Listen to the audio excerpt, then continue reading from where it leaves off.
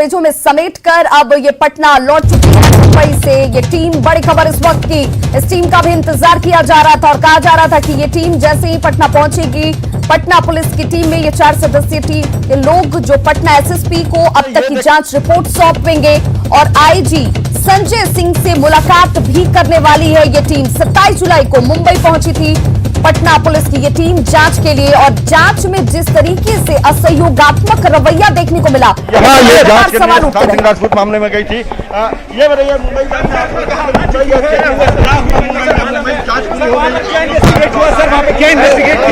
किस तरह की समस्या सर, किस तरह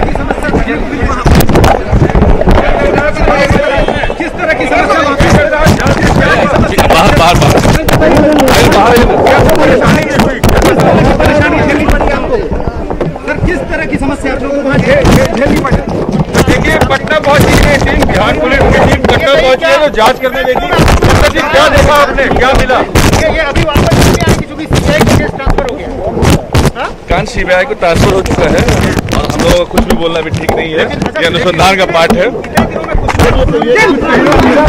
कह रहे हैं यहाँ और टीम है को बताएं। लेकिन कुछ आप लोग को पॉजिटिव आप लोग को मिला है, उसमें कुछ केस में सफलता कुछ मिली है? इन्वेस्टिगेशन का मैटर है, प्लीज। कुछ सफलता मिली? जी हाँ, अच्छी सफलता मिली है। आप लोग का अनुसंधान जो है वो सीबीआई के लिए कितना अहम होगा, ये तो बता दो, कितना अहम साबित होगा? तो हमने जितना कर सके हम लोग आपके अनुसंधान कितना इम्पोर्टेंस होगा? बहुत बढ़िया, हमने जितना करना था हमने किया है। जी हाँ, बिल्कुल बिल्कुल, जी हाँ बिल्कुल।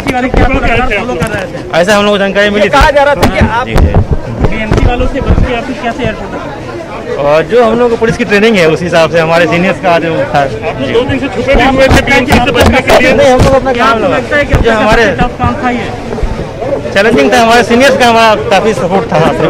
रिपोर्ट आप लोग एसएसपी को सौंपेंगे जल्द? रिपोर्ट सौंपेंगे? थोड़ा सा हमारा इन्वेस्टिगेशन का मामला है, प्लीज। जो बॉम्बे से पटना लौट आई है और इनका कहना था कि काफी मुश्किल भरा था ये पूरा अनुसंधान। हालांकि सीनियर्स का लगातार जो है वो सहयोग मिल रहा था और उसी के बल पे जो है इन्होंने अपना अनुसंधान पूरा किया और अब जो है इनके अनुसंधान जो है वो सीबीआई के लिए अहम साबित होगी। कैमरामैन नीलमणि के साथ अमित कुमार, न्यूज़ 18 पटना। तो तस्वीरें भी, और देखिए आईजी संजय सिंह से मुलाकात करेगी ये टीम और इस टीम के तमाम जो लोग हैं अधिकारी से बातचीत करते हुए नजर आएंगे। लेकिन ये जरूर कहा जब हमारे सहयोगी ने सवाल पूछा कि क्या कितना चैलेंजिंग उस दौरान जांच का वक्त रहा, तो सीधे तौर पर ये अधिकारी कहते नजर आए कि देखिए बहुत चैलेंजिंग था, लेकिन हमारे जो बड़ी अधिकारी हैं, वरीय अधिकारी हैं, उनका सहयोग हमें मिलता रहा। Thank you.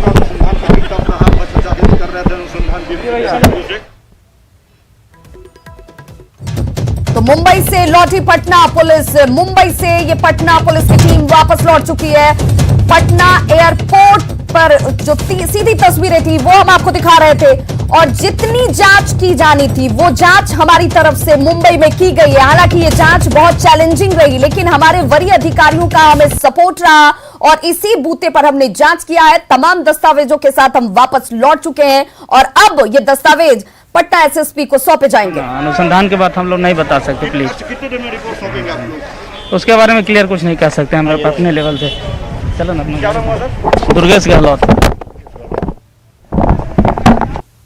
तो अनुसंधान की बातें हैं वो नहीं बताई जा सकती हैं क्योंकि एक प्रोटोकॉल होता है, उसका पालन किया जा रहा है। तमाम चीजें जो हैं वो इन्वेस्टिगेशन के दायरे में है, इसलिए उन चीजों का जिक्र यहां करना उचित नहीं होगा। लेकिन ये जरूर कहते हुए नजर आई अधिकारी कि देखिए बहुत चैलेंजिंग था वहां पर जांच करना और उसी चैलेंज को स्वीकार करते हुए हमने तमाम जानकारियां जुटाई हैं, उनको दस्तावेज में हमने संलग्न किया है और अब हमारे अधिकारियों के बीच हम इन तमाम दस्तावेजों को रखने वाले हैं। हालांकि जिस तरीके से वहां पर चुनौतियों का सामना इन अधिकारियों को करना पड़ा, जिस तरीके से इनकॉर्पोरेट किया गया या मुंबई पुलिस की तरफ से इन अधिकारियों के साथ, उसको लेकर के सुप्रीम कोर्ट ने भी कड़ी फटकार लगाई थी। क्या कुछ अधिकारी कह रहे हैं, सुन लेते हैं।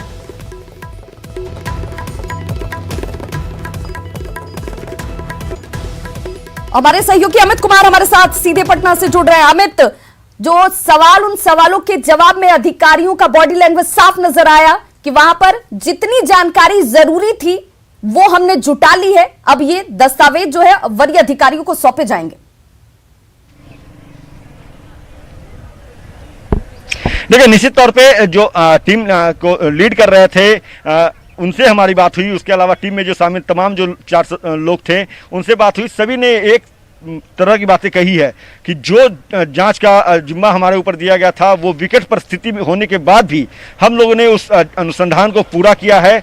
तमाम साक्ष्य जो अहम साक्ष्य है वो हमने गैदर किया है। और अब चूंकि यहाँ के अधिकारी जो है हमारे आईजी जो पटना रेंज है संजय सिंह और एसएसपी उपेंद्र शर्मा, इनका जब आदेश हमें मिला कि आप पटना लौट आइए तो हम पटना लौट आए हैं। और अब थोड़ी देर के बाद जो है हम अपनी जो जाँच रिपोर्ट है वो पटना एसएसपी को सौंपेंगे और उसके बाद जो एसएसपी हैं आईजी को देंगे और ये रिपोर्ट जो है वो डीजीपी के पास भी जाएगी, डीजी टीम के पास जाएगी और फिर ये रिपोर्ट जो है सबको संकलन करने के बाद जो जांच रिपोर्ट है वो तैयार करके जो सुप्रीम कोर्ट है उसे भेजा जाएगा।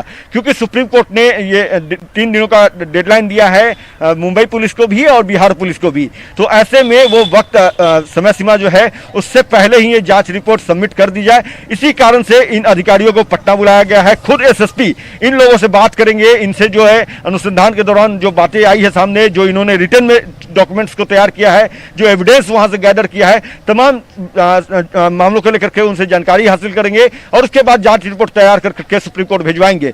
लेकिन इन सब के बीच जो सबसे अहम बात इन्होंने कही कि परिस्थिति जो है वो अनुकूल थी, वो विकट स्थिति थी और उस विकट स्थिति में इन लोगों ने बेहतर काम करने की कोशिश की और काफी हद तक जो है कामयाबी हाथ भी लगी है। इनसे जब हमने ये पूछा कि अब ये पूरा मामला जो है वो सीबीआई के पास चला गया है तो क्या आपका अनुसंधान, आप लोगों ने जो अनुसंधान किया है वो अनुसंधान सीबीआई के लिए भी तुरुप का पत्ता साबित हो सकती है? तो टीम के में जो शामिल सदस्य थे उन्होंने कहा कि निश्चित तौर पे क्योंकि काफी गहराई से हम लोगों ने अनुसंधान किया है और सीबीआई के लिए ये तुरुप का पत्ता हो सकता है। क्योंकि ये जांच अगर हम लोगों को करने दिया गया रहता तो आगे और भी कई एविडेंस जो है हम गैदर करते, लेकिन चूंकि स्थिति जो है वो विपरीत हो गई, लोगों का सहयोग नहीं मिल रहा था, मुंबई पुलिस जो है लगातार सहयोग कर रही थी, यहाँ तक कि बीएमसी के कर्मचारी अब हमें ढूंढने लगे थे, किसी तरह चोरी छुपे हम लोग रह रहे थे। यहाँ तक कि एक अधिकारी ने यह भी कहा ऑफ द रिकॉर्ड कि डीटी स्टेशन पे इन लोगों को रात बिताना पड़ा। तो उसके बाद जब अधिकारियों का पटना आईजी और एसएसपी का निर्देश प्राप्त हुआ कि आप पटना लौट आइए तो कहीं ना कहीं इन्होंने राहत की सांस ली और ये पटना लौट आए हैं। अब जांच रिपोर्ट पटना एसएसपी को सौंपेंगे और उम्मीद जता रहे हैं कि निश्चित तौर पर ये इनका जांच रिपोर्ट जो है वो सुशांत सिंह राजपूत पूरे मामले में सीबीआई जो जांच करेगी, अनुसंधान करेगी, तो इसमें अहम जो है वो साबित होगा इनकी जांच रिपोर्ट। बिल्कुल अमित, इस रूप में भी हम देखें कि सीबीआई ने औपचारिक तरीके से भी अब जांच को अपने अंडर में ले लिया है, इस बाबत भी इन अधिकारियों को वापस बुला लिया गया।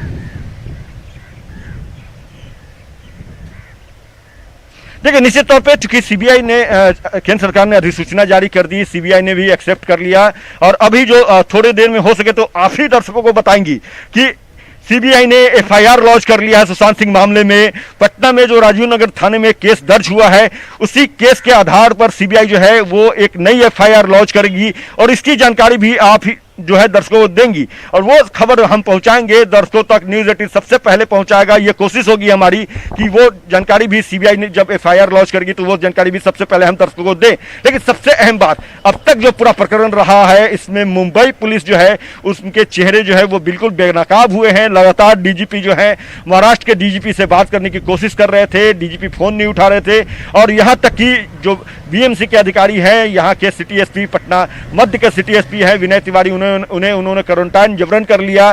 टीम के बाकी सदस्यों की भी खोजबीन कर रहे थे। कहीं ना कहीं एक प्रेशर बनाया जा रहा था पटना पुलिस के ऊपर और उस प्रेशर में भी बेहतर काम किया है। जो मोहलत दी गई है सुप्रीम कोर्ट की तरफ से, कल उसकी वो डेडलाइन कंप्लीट हो रही है, तो उस 3 दिन के भीतर स्टेटमेंट जो इन अधिकारियों की तरफ से आएगा, किस तरीके से चैलेंजेस उनके सामने खड़े किए गए, उन्हें छिपना तक पड़ा मुंबई में, इन तमाम चीजों को भी इस पूरे दस्तावेज के साथ संलग्न किया जाएगा जो एक बड़ी भूमिका अदा करता हुआ सुप्रीम कोर्ट में नजर आएगा। बहुत बहुत शुक्रिया अमित, तमाम जानकारी के लिए। इस बड़ी खबर पर नजर आप बनाए रखिए, तमाम अपडेट हम अपने दर्शकों तक सबसे पहले पहुंचाएंगे।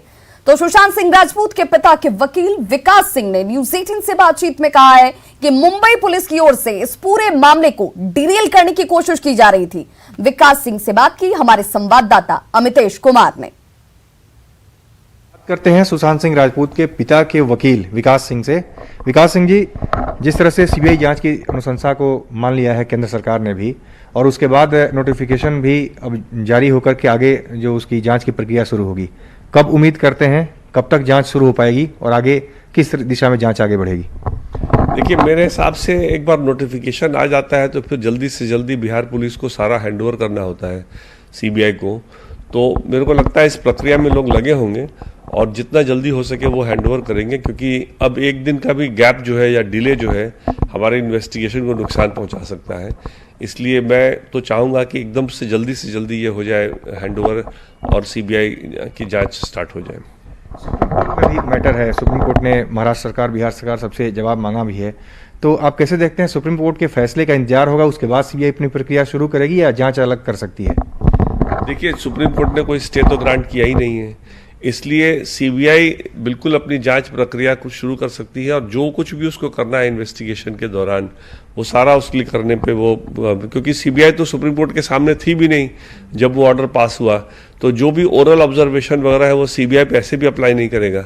इसलिए मेरे को लगता है कि सीबीआई चाहे इसमें तो जो जितना जल्दी हो सके करे और जितना जल्दी जांच करके अगले सुप्रीम कोर्ट के तारीख तक सुप्रीम कोर्ट में सीबीआई भी अपना रुख रख दे सुप्रीम कोर्ट में तो बहुत अच्छा होगा। महाराष्ट्र पुलिस बड़ी प्रोफेशनल फोर्स है, लेकिन इस केस में पता नहीं क्यों, क्या रीजन है, क्या जस्टिफिकेशन है, क्या उनका तो बहुत महत्वपूर्ण जानकारी देते हुए सुशांत सिंह राजपूत के पिता के वकील विकास सिंह का यह बयान बहुत महत्वपूर्ण हो जाता है, जिसमें वो ये कह रहे हैं कि जैसे ही नोटिफिकेशन जारी हो गया उसके बाद अब बिहार सरकार की तरफ से बिहार पुलिस जो है ये तमाम जानकारियां जल्द से जल्द सीबीआई को देगी। और इसमें यह भी महत्वपूर्ण हो जाता है कि सीबीआई के पास ये तमाम तहकीकात की शुरुआत भी अब हो जाएगी और सुप्रीम कोर्ट में जब अगली सुनवाई होगी तो सीबीआई की तरफ से भी तमाम दलीलें रखी जा सकती हैं, जो इसमें बेहद महत्वपूर्ण और कारगर साबित होती नजर आएंगी।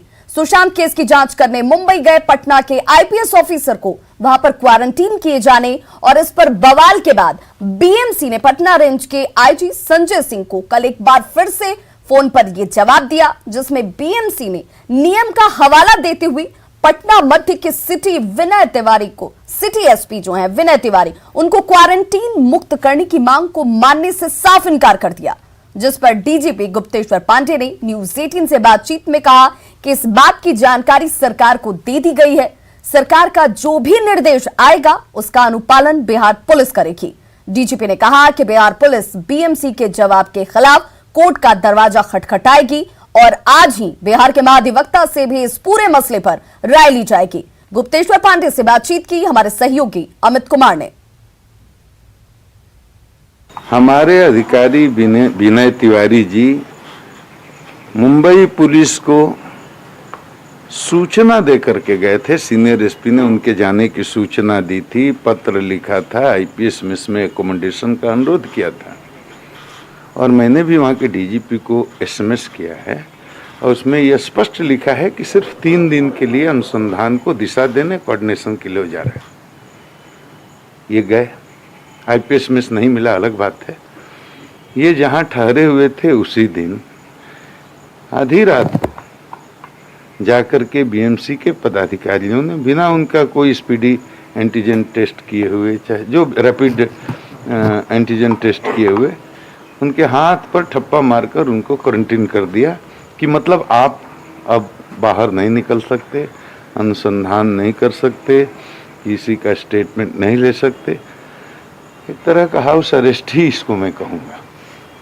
जब इसकी जानकारी मिली, हम लोगों ने बीएमसी के चीफ को पत्र लिखा, उन्हीं का नियम कानून का हवाला देते हुए कि इसमें एग्जाम्पशन का प्रावधान है, हमारे अफसर ऑफिशियल ड्यूटी पर गए हैं, आपको सूचना देकर गए हैं, इनको एग्जाम्पशन दे दीजिए। लेकिन उसका जवाब उन्होंने दिया, उसका सार यही है कि एग्जाम्पशन नहीं देंगे।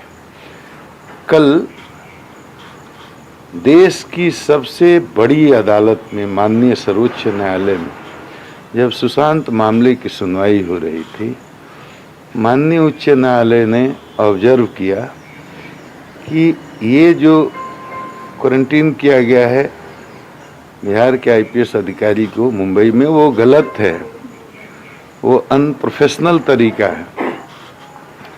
माननीय सुप्रीम कोर्ट के इस ऑब्जर्वेशन के बाद पटना के आईजी साहब ने फिर बीएमसी के अधिकारियों से संपर्क किया और ये बताया कि अब तो माननीय सुप्रीम कोर्ट का भी ऑब्जर्वेशन है कि ये ठीक नहीं है, उसके बाद भी कोई सकारात्मक जवाब नहीं मिला। आपने कहा कि कोर्ट जाएंगे, था रात तक उम्मीद थी कि वो छोड़ देंगे, लेकिन रात को 11 बजे जब मैंने विनय तिवारी को फ़ोन किया तो पता चला कि वो अभी भी क्वारंटीन है, मतलब हाउस अरेस्ट ही एक तरह से है ये।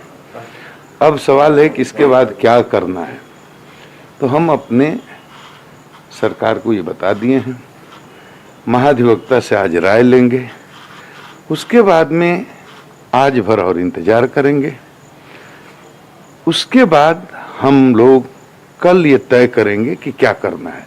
कोर्ट भी जा सकते हैं, एक ऑप्शन वो भी है, लेकिन ये तय करेंगे आज भर इंतजार करने के बाद और महाधिवक्ता से राय लेने के बाद।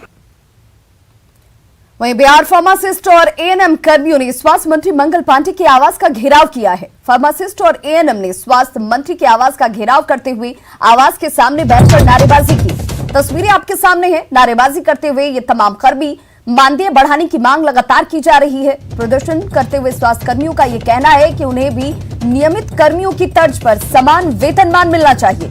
इन मांगों को लेकर ये लोग पिछले 56 दिनों से हड़ताल पर हैं। जायजा लिया हमारे सहयोगी रवि एस नारायण ने। बिहार के फार्मासिस्ट और एएनएम जो है वो धरने पर बैठ गए हैं और स्वास्थ्य मंत्री मंगल पांडे के आवास के ठीक सामने जो है वो यहाँ पे बैठ करके अपनी मांगों को लेकर के नारेबाजी और धरना प्रदर्शन कर रहे हैं। इनकी मांग है कि समान वेतन जो है वो मिलना चाहिए, मानदेय जो है वो नहीं बढ़ाया गया है। इसे लेकर के तमाम फार्मासिस्ट जो है, अखिल भारतीय फार्मासिस्ट एसोसिएशन है, एएनएम के जो लोग हैं वो यहाँ मंगल पांडे के स्वास्थ्य मंत्री के आवास के सामने यहाँ पे हंगामा जारी है और लोग लगातार जो है वो सरकार का और स्वास्थ्य मंत्री का विरोध कर रहे हैं। यहाँ पे जानना जरूरी है कि आखिर आप लोगों की क्या मांगे हैं, क्यों यहाँ पे बैठे हैं? हम लोग मानदेय विसंगति को लेकर बैठे हुए हैं। हम लोग एक ही कार्यक्रम आरबीएस के हैं जिसके अंतर्गत आयुष डॉक्टर, फार्मासिस्ट और एएनएम है, लेकिन सरकार सिर्फ आयुष डॉक्टर की सैलरी को बढ़ा दिए हैं, जबकि फार्मासिस्ट एएनएम को अल्प वेतन पर छोड़ दिया गया है। हमारी मांग है कि बिहार सरकार हम लोग को भी सम्मानजनक वेतन दे, जिससे कि हम लोग भी अपने अपने कार्य को कर सके सम्मानपूर्वक।